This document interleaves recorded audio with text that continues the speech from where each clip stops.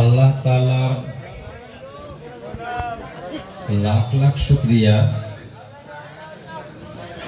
আল্লাহ তাআলার লাখ লাখ শুকরিয়া যে আল্লাহ পাক আমাদেরকে ঈমানদারদের অন্তর্ভুক্ত করছেন। এটার জন্য আমরা আল্লাহর শুকরিয়া আদায় করি, আলহামদুলিল্লাহ। এটা আমাদের মৌখিক শুকরিয়া। আমরা কিন্তু শুকরিয়া আদায় করি না, হঠাৎ বক্তা যখন বলে তখন করি। আমাদের সব সময় মানে আল্লাহ পাক যে আমাদেরকে ঈমান দান করছেন এর জন্য শুকরিয়া আদায় করা লাগে। শুকরিয়া আদায় করলে কি হবে? আল্লাহ তাআলা আমাদের ঈমানটাকে আরো বাড়াইয়া দিবেন, আরো বাড়াইয়া দিবেন, ঈমানটাকে পার্মানেন্ট করে দিবেন, ঈমানের সহিত মৃত্যু দান করবেন, ঈমান আমাদের স্থায়ী হয়ে যাবে। ওই জন্য আমরা এই কথা খেয়াল করে যে আল্লাহ যে আমাকে ঈমানদার বানাইছেন, এই জন্য আল্লাহর শুকরিয়া, আলহামদুলিল্লাহ। আর একটা হইল হাতে কলমে কার্যত শুকরিয়া। কার্যত শুকরিয়া হইল ঈমানকে মহামূল্যবান বস্তু ধারণা করা, ঈমানকে মূল্যবান বলে বিশ্বাস রাখা, ঈমানের হেফাজত করা, ঈমানের দাম মূল্যায়ন, দাম দেওয়া, বহুত বড় ধন এটা, উপলব্ধি করা এবং ঈমানের হেফাজত করার জন্য সদাই চেষ্টা করা, সব সময় সতর্ক থাকা যাতে আমার ঈমান নষ্ট না হয়, আমার ঈমানটা যেন নষ্ট না হয়। এই যে সব সময় যত্ন নেওয়া, এইটা হয়েছে কি, এটা কার্যত ঈমানের শুকরিয়া। কারণ শুকরিয়ার মানা সমাদর করা। ঈমানকে যদি আমরা সমাদর না করি, যত্ন না করি, তাহলে ঈমানের শুকরিয়া আদায় হইল না। এটা আমাদের কর্তব্য। ভাইরা, ঈমান এত বড় দৌলত যে ঈমানের মূল্য কেউ বলতে পারবে না, ঈমানের মূল্য কেউ বলতে পারবে না। কারণ ঈমানের সাথে যদি মৃত্যু হয় আপনার, তাহলে চিরকালের জন্য আপনি রাজা, চিরকালের জন্য আপনি রাজা, বাদশাহ। সেই বাদশাহ দুনিয়ার বাদশাহী না, পরকালের বাদশাহ, জান্নাত বেহেশতের মালিক আপনি হবেন। আর যদি ঈমানের সাথে মৃত্যু না হয়, তাহলে দুঃখের আর সীমা থাকবে না, সীমাহীন দুঃখ হবে। তাহলে ঈমান কি জিনিস ভাইরা, এই জিনিসটা একটু আমরা বুঝি। ঈমান কি জিনিসের নাম? আমরা তো প্রায় বলেই থাকি যে আল্লাহ ঈমানের সাথে মৃত্যু দিও, দোয়াও চাই যে হুজুর দোয়া করবেন যাতে ঈমানের সাথে আমাদের মৃত্যু হয়। আমরা দোয়া চাইয়ে থাকি, ঈমানের সাথে মৃত্যু হবে। ঈমান কিসের নাম? এখন আমার ঈমান আছে না নাই? ঈমানের সাথে যে মৃত্যু হবে, ঈমানটা তো বোঝার পরে তো ঈমানের সাথে মৃত্যু হবে। ঈমানটাই যদি আমি না বুঝি, তাহলে ঈমানের সাথে মৃত্যু হইল না নাই? ঈমান কি জিনিসের নাম? ভাইরা, সহজ ভাষায় আমি বলতেছি যে ইসলামিক বিশ্বাসকে ঈমান বলে। কি বলে? ঈমান। ইসলামিক বিশ্বাস যেটা, এই বিশ্বাসটার নাম ঈমান। আমার বিশ্বাসটা ইসলামিক থাকতে হবে। ইসলামিক বিশ্বাস যদি থাকে তাহলে আমি ঈমানদার, আর ইসলামিক বিশ্বাস আমার ভিতরে নাই তাইলে আমি ঈমানদার না। আমাদের মানুষ ধারণা করে কালেমা পয়রা মরলে ওই ঈমানের সাথে গেল। না ভাই, এটা ভুল ধারণা। যার বিশ্বাসটা ইসলামিক না, সে কালেমা পড়লেও মুসলমান হবে না। আর যার বিশ্বাসটা ইসলামিক, সে ব্যক্তি কালেমা না পড়লেও মুসলমান। কাজে আমার বিশ্বাসটা ইসলামিক হইতে হবে। ইসলামিক ধারণা, ইসলামিক বিশ্বাস, ইসলামিক দৃষ্টিভঙ্গি, ইসলামিক মতবাদ আমার ভিতরে থাকতে হবে। ইসলামিক মতবাদ, ইসলামিক দৃষ্টিভঙ্গি, এইটাকে বলা হয় ঈমান। ইসলামিক দৃষ্টিভঙ্গি বা ইসলামিক বিশ্বাস ইসলামিক বিশ্বাস কি জিনিসের নাম আবার? ইসলামিক বিশ্বাস বলা হয় যে ইসলাম আমাদেরকে যে ধরনের বিশ্বাস শিক্ষা দিছে সেই বিশ্বাসটা আমার ভিতরে থাকতে হবে, বিশুদ্ধ বিশ্বাস থাকতে হবে, আর অটুট বিশ্বাস থাকতে হবে। বিশুদ্ধ অটুট বিশ্বাস। যদি বিশ্বাসটা বিশুদ্ধ না হয় তাহলে সেই বিশ্বাস আপনাকে পার করবে না, কোনোদিনও পার করবে না, আপনাকে বিশ্বাসে পার হওয়ার পারবেন না। যদি বিশুদ্ধ হইল, অটুট হইল না, অটুট বিশ্বাস যদি না হয় তাও আপনি পার করবেন না। বিশুদ্ধ বিশ্বাস কোনটা? এখন একদিনে তো বলা যায় না, মোটামুটি কিছু জিনিস আমরা বলতে পারি, অল্প কিছু বস্তু, যেমন আমাদেরকে মক্তবে পড়াইছে আমানতু বিল্লাহি কামা হুয়া বিআসমাইহি ওয়া সিফাতিহি ওয়া তাবিতু জামিআ আহকামিহি। এখানে সংক্ষেপে শিখাইছে, কি শিখাইছে? আমি আল্লাহকে বিশ্বাস করি এবং আল্লাহর সমস্ত কথাকে বিশ্বাস করি, বাস ইমানদার হয়ে গেল। আমি আল্লাহকে বিশ্বাস করি আর আল্লাহর সমস্ত কথাকে বিশ্বাস করি, তাই ইমানদার হলো। এখন আল্লাহর কথা কি, আল্লাহর বিধান কি, আল্লাহর নির্দেশাবলী কি, এটা বিস্তারিত শিখতে হবে, যাতে আমার দ্বারায় আল্লাহর বিরুদ্ধে, আল্লাহর বিধানের বিরুদ্ধে, আল্লাহর সংবিধানের বিরুদ্ধে, আল্লাহর কথার বিরুদ্ধে কোনো কাজ না হয়, কোনো কথা না হয়, কোনো আচরণ না হয়, আল্লাহর বিধানের সাথে আমার কোনো পাতলামি না হয়, হাসি তামসা না হয়, হেয়তা না হয়, তুচ্ছতাচ্ছিল্য না হয়। যদি আমি আল্লাহর বিধানের সাথে তুচ্ছতাচ্ছিল্য করি, আল্লাহর বিধানের সাথে হাসি তামসা করি, আল্লাহর বিধানকে আমি হেয় প্রতিপন্ন করি, আল্লাহর বিধানকে নিয়ে ঠাট্টা করি, আল্লাহর বিধানের বিরুদ্ধাচরণ করি, আল্লাহর বিধানের বিরুদ্ধে বলি, আল্লাহর বিধানকে আমি সাধারণ বলে ধারণা করি, তাহলে ঈমান নষ্ট হয়ে যাবে। এবার আল্লাহর বিধান শব্দটা ব্যাপক শব্দ, তাহলে এখন আমার বুঝতে হবে যে আমি যেন আল্লাহর বিধানের বিরুদ্ধাচরণ আমার দ্বারা না হয়, এটা কিভাবে রক্ষা করবেন? আল্লাহর বিরুদ্ধাচরণ যাতে না হয়। যদি ইসলামের বিরুদ্ধাচরণ আমার দ্বারাই হয়, ইসলামের বিরুদ্ধে যদি আমি যাই, তাহলে ঈমান নষ্ট হয়ে গেল। একজন মানুষ কালেমার জিকির করে কিন্তু তার বিশ্বাস ঠিক না, তাহলে তো ঈমানদার না। কালেমার জিকির করলে কি হবে? কালেমার অর্থ, কালেমার মর্ম, কালেমার দাবি তার অন্তরে প্রতিষ্ঠিত হয় নাই, সে ব্যক্তি ঈমানদার না। যেমন তার দৃষ্টান্ত, সমস্ত নবীরা নিষ্পাপ, কোন নবীর কোনো পাপ নাই। এখন আপনার ভিতরে আছে যে কোন নবী পাপ করছে, আর আপনি কালেমার উপরে, তাহলে তো আপনার ঈমান থাকলো না। আপনি ভাবছেন যে আমার ঈমান আছে, বিশ্বাস ঠিক নাই, যে এই বিশ্বাস ঠিক না থাকাতে ঈমান নষ্ট হইল। সমস্ত সাহাবারা ক্ষমা প্রাপ্ত, দুনিয়ার বুকে সমস্ত সাহাবারা ক্ষমার সার্টিফিকেট পাইছে, ক্ষমা পেয়ে গেছে। সমস্ত সাহাবা জান্নাতের সুসংবাদ পেয়ে গেছে, তাদের কোনো শাস্তি হবে না, তাদের কোনো শাস্তি নাই, তারা ডাইরেক্ট জান্নাতে যাবে। এবার যদি আমি সাহাবাদেরকে জান্নাতি বিশ্বাস না করি, সাহাবাদেরকে আমি নিষ্কর্মা বলে ভাবি, সাহাবাদেরকে দোষী ভাবি, সাহাবাদের সমালোচনা করি, সাহাবাদের দোষ গাই যদি, তাহলে আমার ঈমান পুরা হইল না। এটা উদাহরণ দিলাম আমি। যেমন সব কিছুর মালিক আল্লাহ, সমস্ত কিছুর মালিক আল্লাহ। আল্লাহ রিজিক দাতা, আল্লাহ মৃত্যু দাতা, আল্লাহ জীবন দাতা, আল্লাহ হেদায়েত দাতা, সব কিছুর দাতা হয়েছেন আল্লাহ।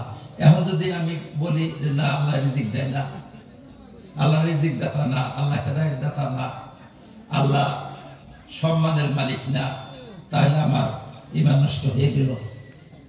কাজে ইসলামিক বিশ্বাসটাকে অটুট রাখতে হবে, বিশুদ্ধ রাখতে হবে, অটুট রাখতে হবে। অটুট মানে কি? অটুট মানে কোনো বিপদে পড়লেও জানি ভাঙ্গে না, কোনো ধোঁকায় পড়লেও জানি বিশ্বাসটা নষ্ট হয় না, কোনো আলেমের কথায় না, কোনো ব্যক্তির কথায় না।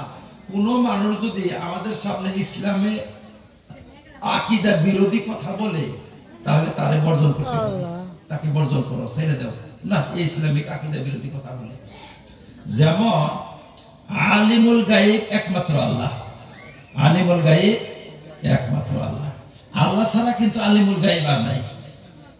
এখন যদি আমি ভাবি যে আল্লাহ ছাড়া আরো কেউ কে, আমি যদি আলিমুল গায়ব ভাবি, যেরকম দেওদানবকে ভাবি যে মনের কথা বলতে পারে, ভবিষ্যতের কথা বলতে পারে, পীর বুজুর্গরা বলতে পারে, নবী ওলিরা বলতে পারে, বা কোন জাদুঘরে বলতে পারে, কোন গণকে বলতে পারে, এরকম যদি ধারণা করি তাহলে আমার ঈমান ক্ষতিগ্রস্ত হইল, আমার বিশ্বাসটা নষ্ট হইল।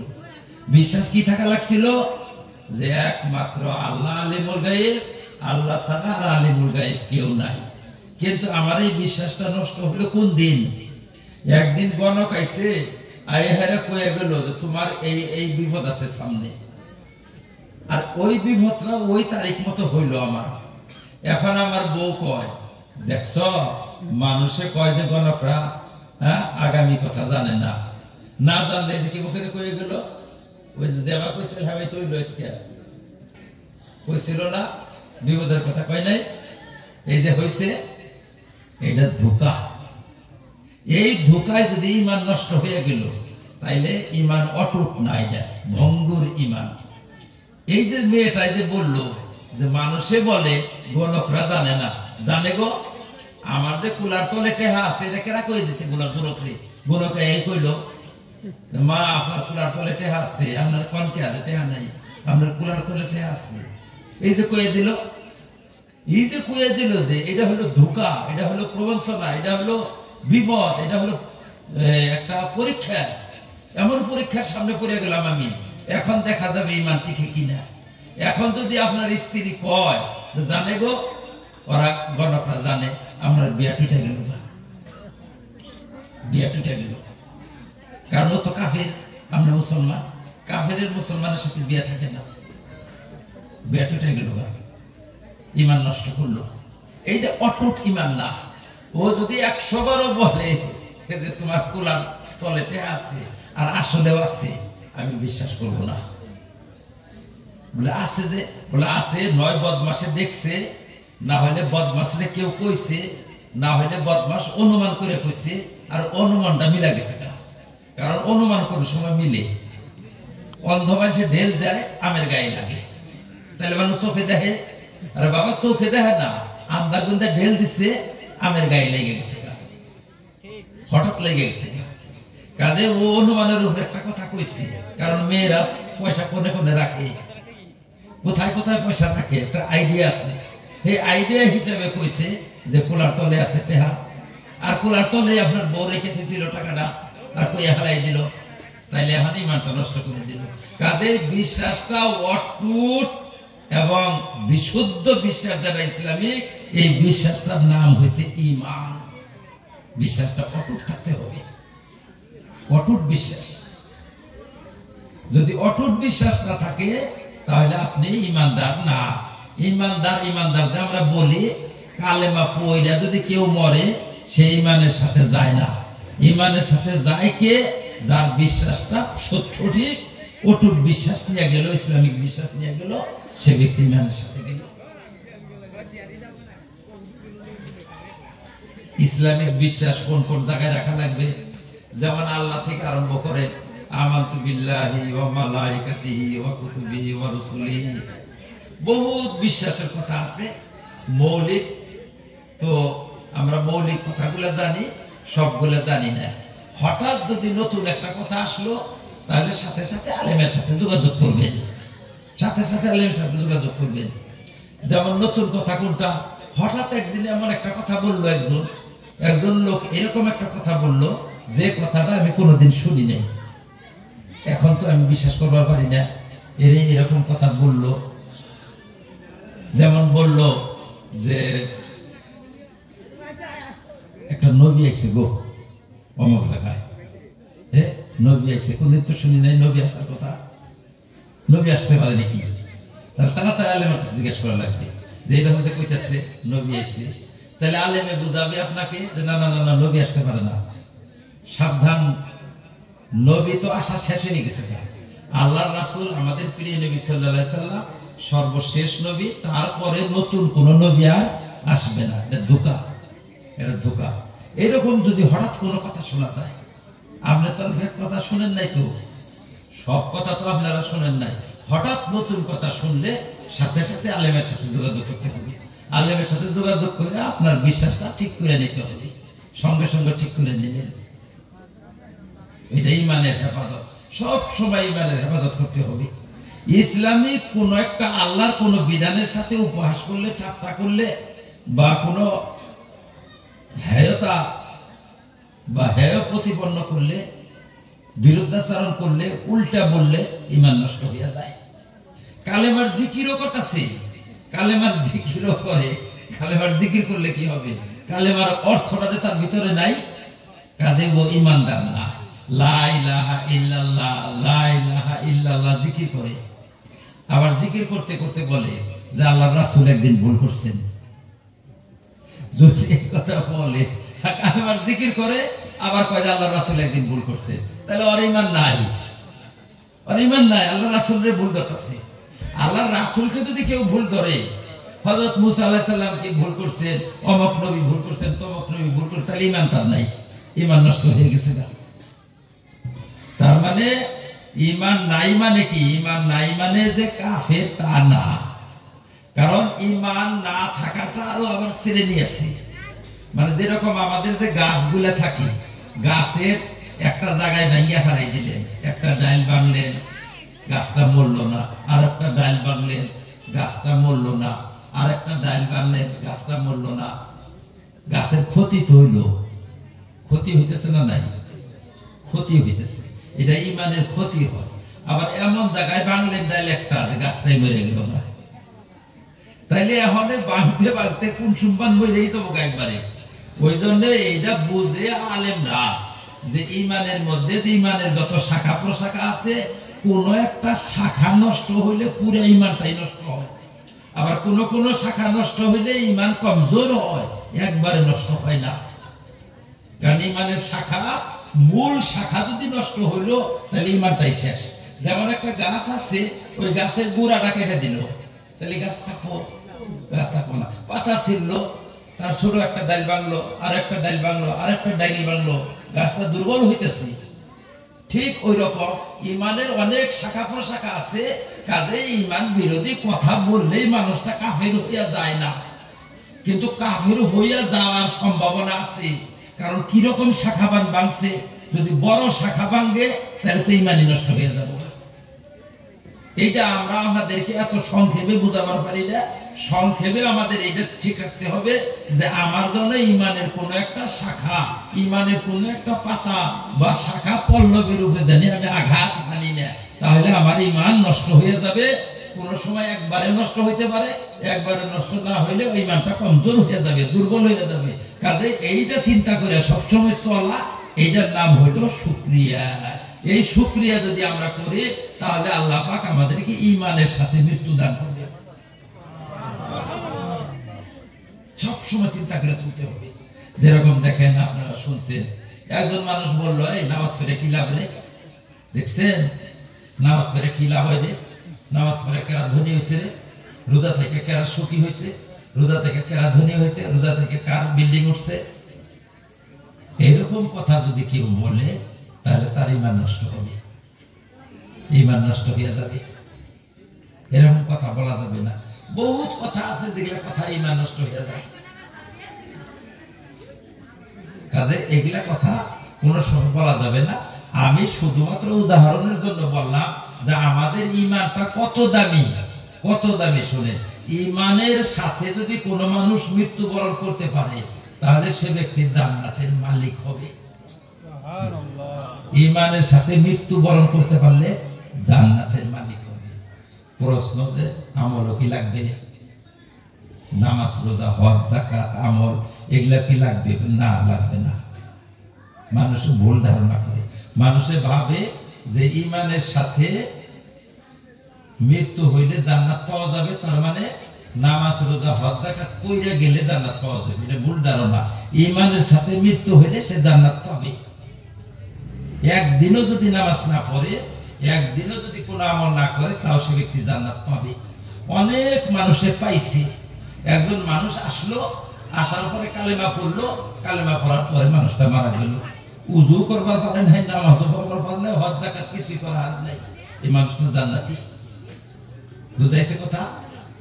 এরকম সাহাবী অনেক গেছে, ঈমান আনছে, ঈমান আনার পরে মারা গেছে, ওরা জান্নাতি।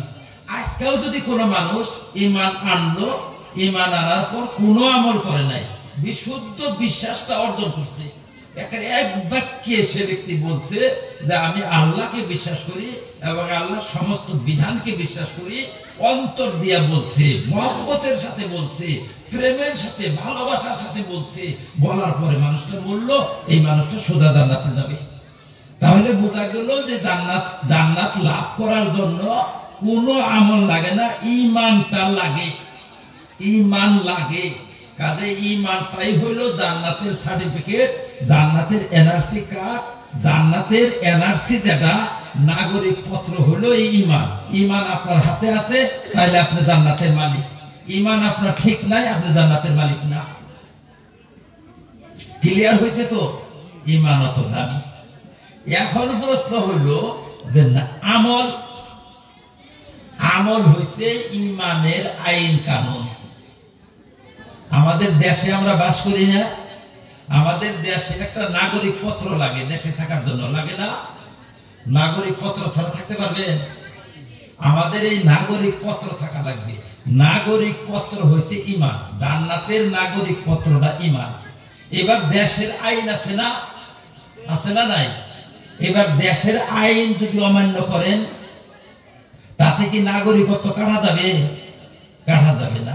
কি হবে? বাইরে থাকতে পারবেন না, থাকা লাগবে কোনে? জেলখানায়। কোন থাকুন লাগবো? জেলে থাকা লাগবে। জেলে গেলে কি বাড়ি হারিয়ে যায়? জেলে গেলে কি নাগরিকত্ব যায়? যায় না। কাজে নাগরিকত্ব আপনার ঠিকই থাকবে, নাগরিকত্ব হারাবে না। ঈমানের বিনিময়ে আপনি নাগরিকত্বটা পাইছেন, কিন্তু দেশের আইন যে মানেন নাই, আপনি না মানার জন্য আপনাকে জেলে দিবে। কাজে আপনার উপরে নামাজ ফরজ হয়েছে, নামাজ পড়েন নাই, রোজা ফরজ হয়েছে, রাখেন নাই, হজ ফরজ হয়েছে, করেন নাই, যাকাত ফরজ হয়েছে, দেন নাই, হারাম কাজে লিপ্ত থাকছেন। এইটা হলো ইসলামিক আইনের বিরুদ্ধাচরণ করছেন। এই বিরুদ্ধাচরণ করছেন মানে আইনকে অমান্য করছেন। বেহেশতের নাগরিকত্ব থাকবেই আপনার, যেহেতু আপনার ঈমানটা আছে, কিন্তু ঈমান থাকার পরেও আপনাকে জেলে থাকতে হবে। জেল হলো দুজক, দুজকে থাকা লাগবে। কতদিন থাকা লাগবে? মাপ না হওয়া পর্যন্ত। মাপ কবে হবে আল্লাহ জানে, কবে মাপ হবে, কবে মাপ হবে। কারণ দুজকে গেলে প্রত্যেকটা পাপের জন্য দুজকে নির্ধারিত একটা সময় আছে, জেলে থাকা লাগে। যেরকম মার্ডার করলে 20 বছরের জেল হয়, ওই রকম এক একটা পাপের জন্য জাহান্নামের জেল হবে, জাহান্নামে থাকতে লাগবে। থাকার পরে যখন আপনি খালাস পাবেন, খালাস পাওয়ার পরে আবার আপনার বাড়িতে যাবেন, আপনি আপনার বাড়িতে যাবেন। আপনার বাড়ি কোনটা? আপনার বাড়ি কোনটা? জান্নাত। আবার জান্নাতে যাবেন। তাহলে বোঝা গেল যে ঈমানের বিনিময়ে জান্নাত। আর জান্নাতে শান্তি মতো যে বাস করবেন, জান্নাতে প্রবেশ করবেন সরাসরি, এর জন্য দুইটা কাম লাগবে। জান্নাতের মালিকানার জন্য লাগবে ঈমান, আর জান্নাতে সরাসরি প্রবেশ করার জন্য লাগবে দুইটা, একটা কাম আর একটা কাম না, একটা ছাড়া। একটা কাম ছাড়ুন লাগবো আর একটা কাম করুন লাগবো। একটা কাম করবেন আর একটা কাম ছাড়বেন, তাতে আপনি মরার পরে সরাসরি আপনার জান্নাতে আপনি যাইতে পারবেন। আর যদি একটা কাম না করেন, একটা কাম না ছাড়েন, তাইলে জান্নাতের মালিক হবেন কিন্তু জান্নাতে যাইতে পারবেন না। মালিক আপনি, কিন্তু জেলে থাকা লাগবে। সেই একটা কাম করা লাগবে। এটা কি? সেটা হলো ফরজ। ফরজ কর্মটা করতে হবে, আর ছাড়তে হবে কোনটা? হারাম কর্মটা ছাড়তে হবে। সব না, মাত্র দুইটা। ফরজ কর্ম আপনার করতে হবে আর হারাম কর্মটা ছাড়তে হবে। এই দুইটা যদি আপনি করেন, একটা কর্ম যদি ছাড়েন আর একটা কর্ম যদি করেন, তাহলে ইনশাআল্লাহ মৃত্যুর পর আপনার বাড়িতে আপনি সরাসরি প্রবেশ করতে পারবেন, কোনো আমল আর লাগবে না, এই দুইটা করলে। তাহলে ফরজ কোনটা? বলে ফরজ তো সবের এক না। কোন মানুষের উপরে শুধু নামাজ ফরজ, কোন মানুষের উপরে নামাজ রোজা ফরজ, কোন মানুষের উপরে নামাজ রোজা যাকাত ফরজ, কোন মানুষের উপরে নামাজ রোজা হজ ফরজ, যাকাত হজ ব্যক্তি ফরজ। মোট কথা আপনার উপরে ইসলামের পক্ষ থেকে যতটা ফরজ আইদ হয়েছে, যতটা ফরজ আপনার উপরে বর্তাইছে, আপনার উপরে ফরজ প্রয়োগ করছে ইসলামে, সেই ফরজটা তো আদায় করতেই হবে যদি আপনি সরাসরি বেঁচে দেওয়া চান। আর হারাম যে কয়টা কাজ সেই কয়টা ছাড়তেই হবে, তাহলে আপনি মৃত্যুর পর সরাসরি আপনার বাড়িতে আপনি যাইতে পারবেন, তাছাড়া বাড়িতে প্রবেশ করতে পারবেন না, জেলে থাকা লাগবে। তাহলে দুইটা গেল, ঈমান গেল আর ফরজ হারাম গেল। এখন রইল বাকি নফল। নফল কর্ম, নফল কাকে বলে? ফরজের পরে যত কর্ম এগুলাকে নফল বলে। ফরজের বাদে যত কর্ম আছে, যেমন সুন্নতে মুআক্কাদা, সুন্নতে গায়র মুআক্কাদা, মুস্তাহাব, নফল, এগুলো সবকে শরীয়তের ভাষায় নফল বলে। নফল, নফল করবেন কি জন্য?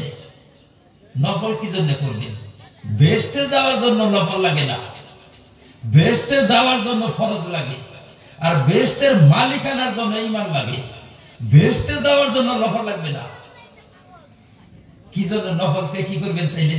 দেখেন নফলের কাম দুইটা।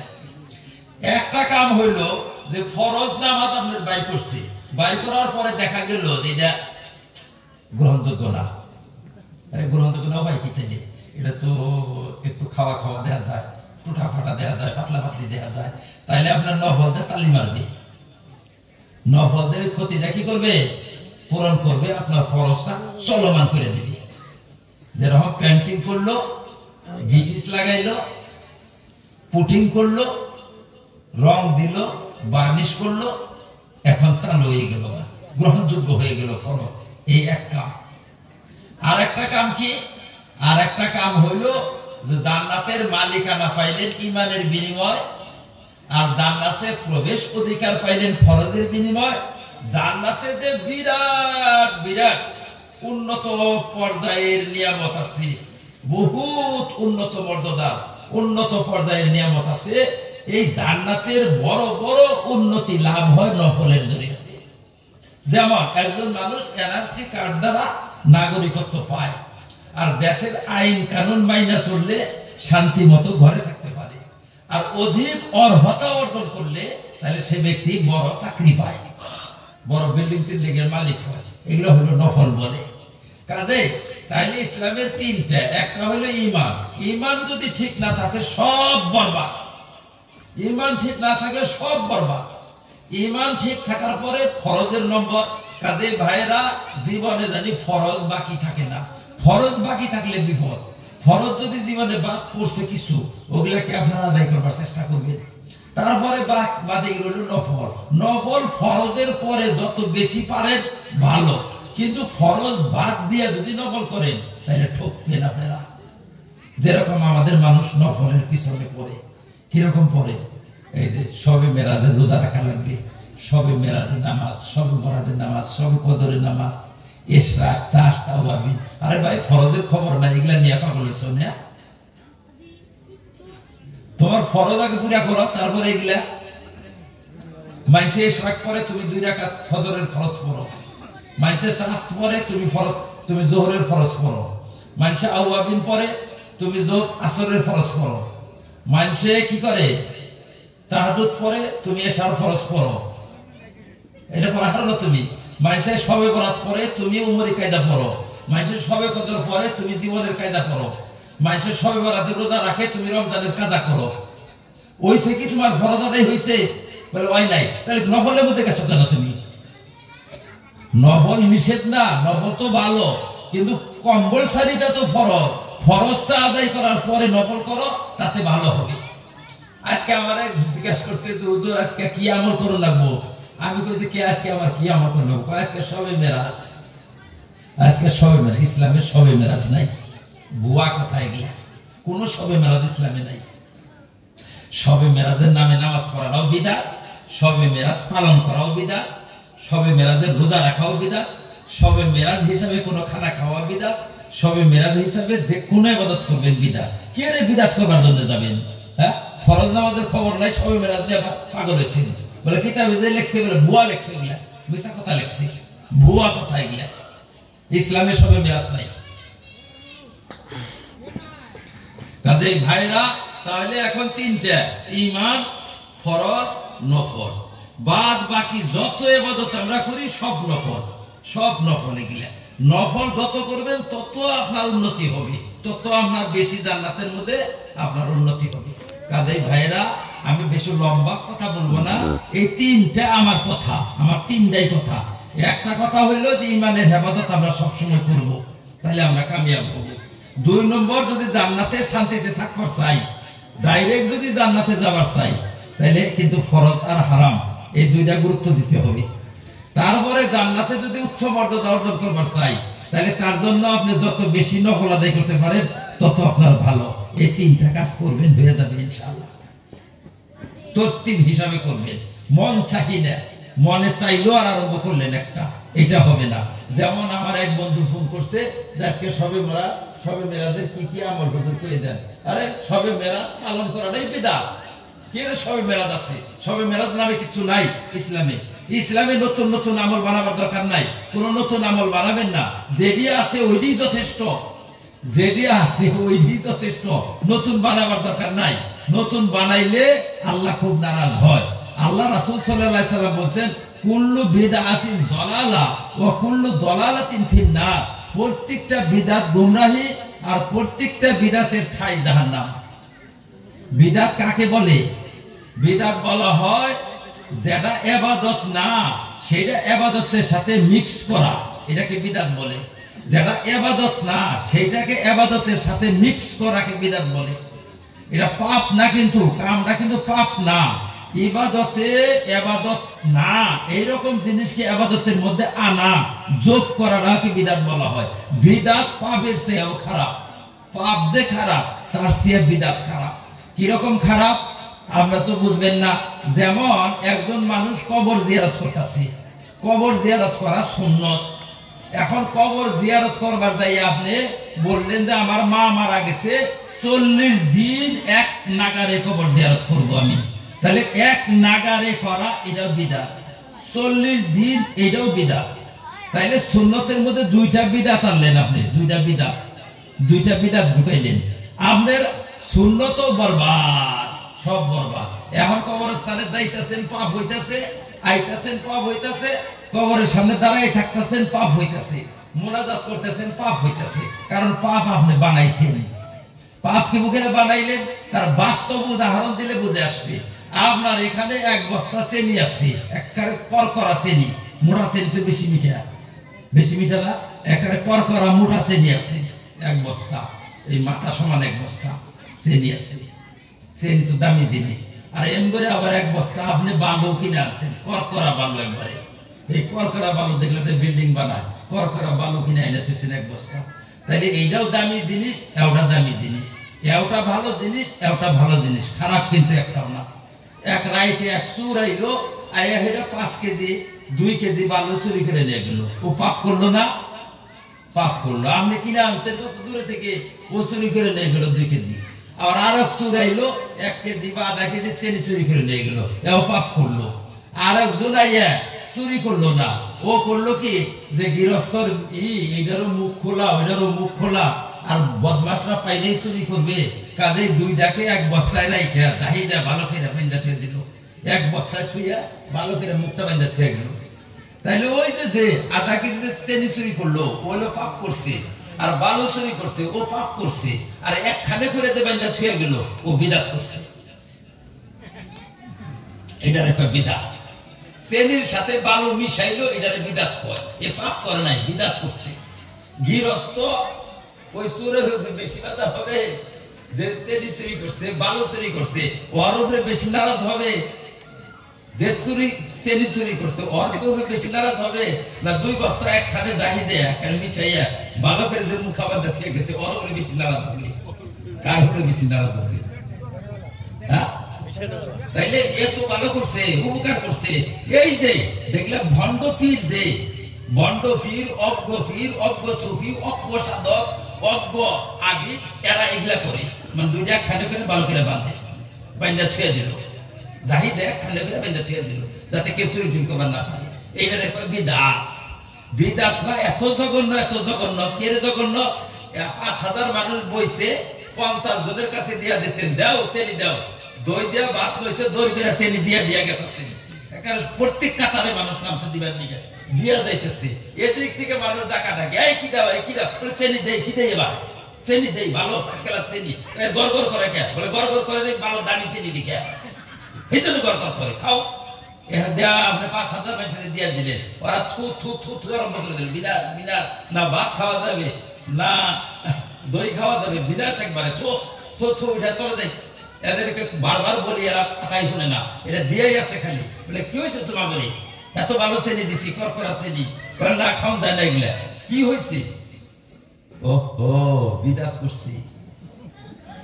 বিদাতে ধর্ম নষ্ট হয়।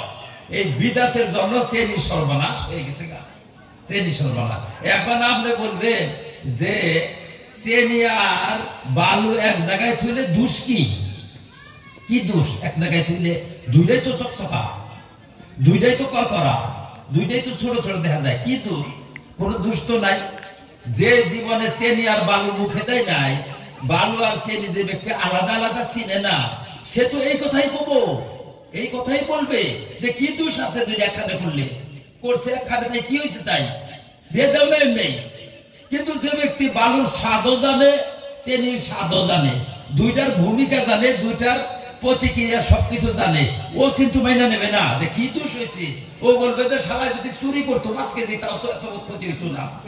বুঝলি, 5 কেজি চুরি করতো তাও তো এত ক্ষতি হইতো না। করছে কি এটা?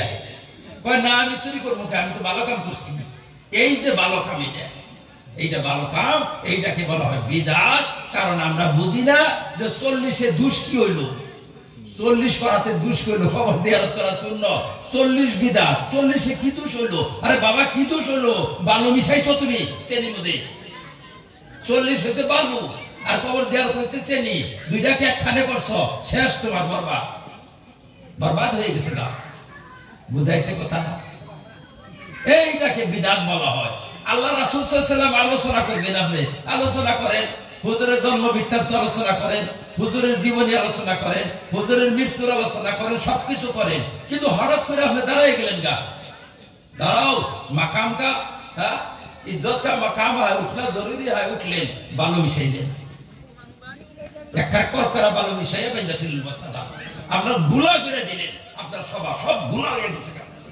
আপনার খরচা টর্চা সব গুলা হয়ে গেছে, সব শেষ আপনার, কারণ বালু মিশাই দিলা তুমি, সব গুলা হয়ে গেছে তোমার। যারা বুঝে না তারা কয় কি দোষ হয়েছে? আল্লাহ রাসূলের খাতিরে আমরা খারাপ হয়েছি, হ্যাঁ, হুজুরের সম্মানে খারাপ হয়েছি, কি দোষ হয়েছে? কি খারাপ হইলো?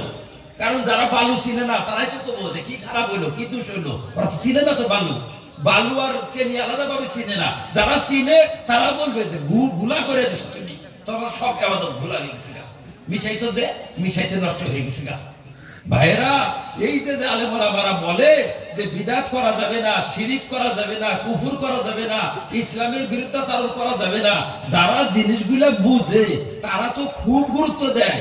হাই রে হাই, এত আলেমরা কষ্ট করতেছে, এত বুঝাইতেছে, আর যারা বুঝে না তারা বলে যে কে রে আলেমরা এগুলা কথা করে, এগুলা কথা কি জন্য কয়, তারা এরকম বলে। কাজেই ভাইরা, বিদআত করা যাবে না, বিদআত করা যাবে না।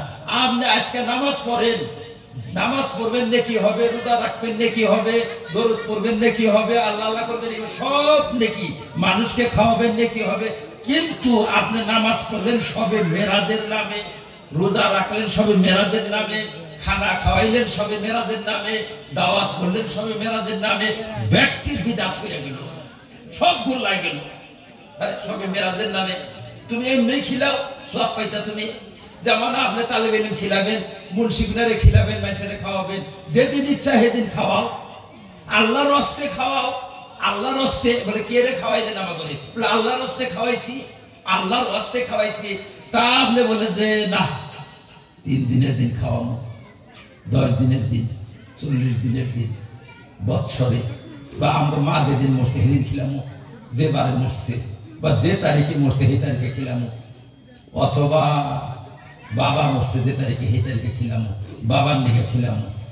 এই যে এগুলার একটা বিদা। আল্লাহর হস্তে খাওয়াইতে কি হয়? আল্লাহর হস্তে খাওয়াও, আল্লাহ সওয়াব দিবে, এই সওয়াব তোমার বাপেরে দেবা। আল্লাহর হস্তে তুমি দান করো, সওয়াব দিবে আল্লাহ, এই সওয়াব তোমার মাকে দেবা। কাজে যদি কেউ দাওয়াত করছে, আমরা আমাদের আলেমগুলা জিজ্ঞাসা করে কে দাওয়াত করছেন, আমরা জবাবে দেবেন আল্লাহর হস্তে করছি, আল্লাহর হস্তে করছি, কাম হয়ে যাবো। তাইলে আল্লাহর হস্তে করলে কাম হয়ে যায়। আল্লাহর হস্তে করছি, আল্লাহর জন্য করছি, আল্লাহ সওয়াব দিবে, এই সওয়াব যার ইচ্ছা তারা দেন, আপনি কাম হয়ে যাবে।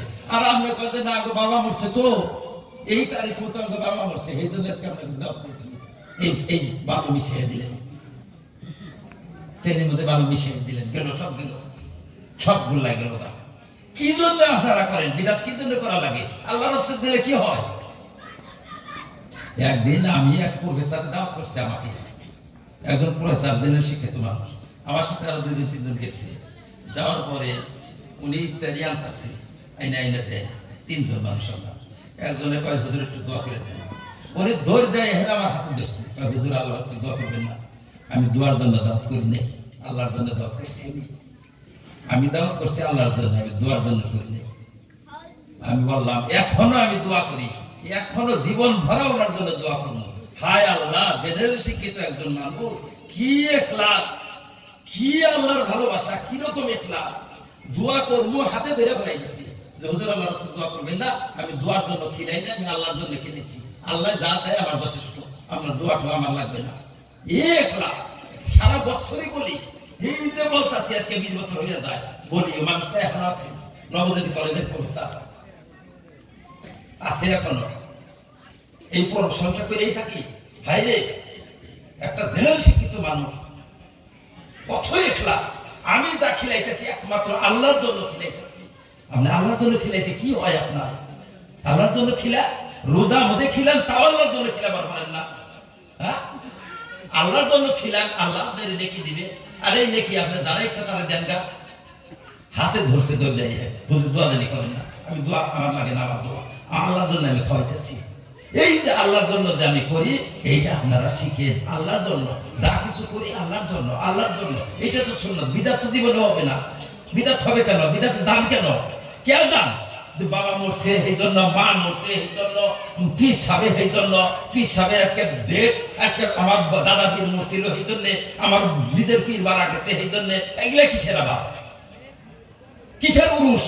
হ্যাঁ, বাবা মরছে সেদিন কে তোমার খিলার লাগে, মা মরছে সেদিন খিলার লাগে, পীর সাহেব মরছে যেদিন সেদিন। এগুলা কি? আল্লাহর হস্তে খাওয়াইতেছি, আল্লাহর জন্য। আপনার কোনদিন বিদাত হবে না। বিদাত করবার জন্য কিসেরে যান? কাজে ভাইরা, শিরিক কুফর বিদাতকে ছেড়ে দেন।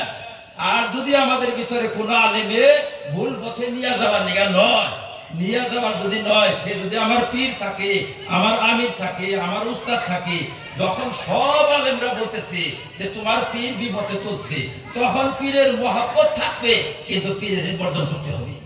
কি করা যাবে? আর পীর বিপথে চলছে, পীর যদি বিপথে চলে তাহলে ছেড়ে দেওয়া লাগবে। হযরত আবু আব্দুল্লাহ উনদুলুসি রাহমাতুল্লাহ আলাইহি খ্রিস্টান হয়ে গেছিল। আবু আব্দুল্লাহ উনদুলুসি বিশ্ববিখ্যাত ওলি, উনি খ্রিস্টান হয়ে গেছিল। ওনার বিশ্ববিখ্যাত মুরিদ হযরত শিবলি রাহমাতুল্লাহ আলাইহি কাইন্দা অস্থির হইয়া ওনারে ছাইরাইছিলেন, সব মুরিদ ছাইরাইছিল। কি করব? উপায় তো নাই, পীর গেল গা। পরে আবার আল্লাহ তাআলা সেই পীরকে ঘুরে আনে, আবার সব মুরিদ তার কাছে আসে। এইটা আমাদের কর্তব্য। হঠাৎ পীরও গুমরা হবার পারে। পীর গুমরা হইলে এই পীরের লগে থাকবো নাকি? হ্যাঁ, পীর গুমরা হয়েছে দেখে তার লগে থাকবো কে? কোন গুমরা কেউ করে হইল? সব আলেমে বলতেছে গুমরা হচ্ছে, সব আলেম কিন্তু ভুল কথা বলে নাকি? সমস্ত আলেমরা বলতেছে গুমরা হচ্ছে। এখন আর কি বোঝা লাগে? বাদ দাও এখন। আবার উনি ভালো হইলে আবার যাবো ওনার কাছে, ভালো হইলে যাবো আবার। আমাদের কথা আমি যদি ভালো হবো, এখন ছাইরা দাও, ভালো হবো উনি, উনি ভালো হইলে আবার ওনার কাছে যাবো। এটা হলো কথা। আল্লাহ পাক আমাদেরকে বলার চেয়ে শোনার চেয়ে বেশি বেশি আমল করার তৌফিক দান করুন। আমি বেশি বলে হালতেছি, তাই না? আল্লাহ পাক আমাদেরকে আমল করার তৌফিক দান করুন। আমিন। ওয়া আখির দাওয়ানা আলহামদুলিল্লাহি রাব্বিল আলামিন।